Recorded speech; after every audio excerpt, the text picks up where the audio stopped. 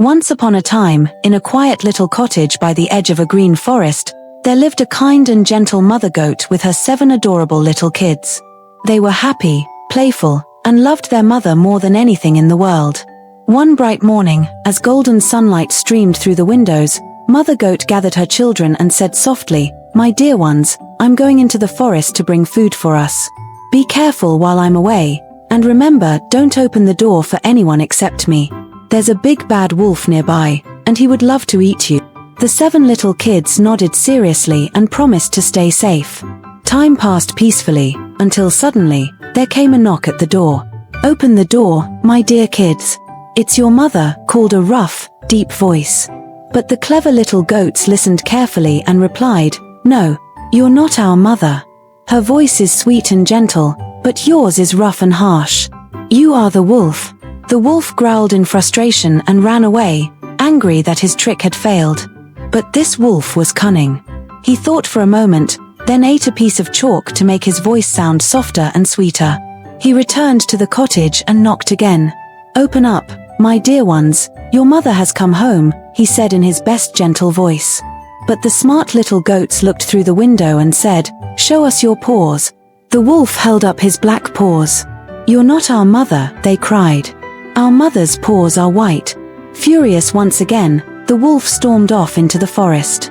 Determined to fool them, he went to a baker and said, "Rub some dough on my paws."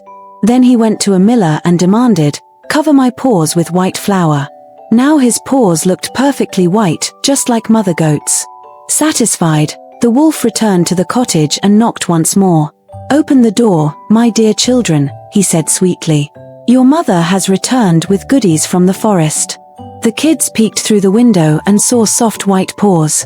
His voice was gentle too. They believed it was truly their mother and opened the door. Oh no! The wicked wolf leapt inside and gobbled up 6 of the kids in one big gulp. Only the youngest, who had hidden inside the big clock, managed to escape. When Mother Goat returned home, she found the door open and the house in ruins. Her heart broke as she cried out, "My children, what has happened?" The youngest little goat crawled out of the clock and told her everything. Tears filled her eyes, but she quickly dried them. "Don't worry, my dear," she whispered. "We will bring them back." Together they searched until they found the wolf sleeping deeply under a big tree, his belly large and round. Quietly, Mother Goat took a pair of scissors and snipped open his stomach, and out tumbled all 6 little goats, alive and unharmed. They hugged their mother tightly, laughing with joy. Then Mother Goat and her kids filled the wolf's belly with heavy stones and sewed it back up carefully. When the wolf finally woke, he felt strange and very heavy. Thirsty, he walked to the well to drink water. But as he leaned over, the stones pulled him down, and with a loud splash, he fell into the well and never came back again.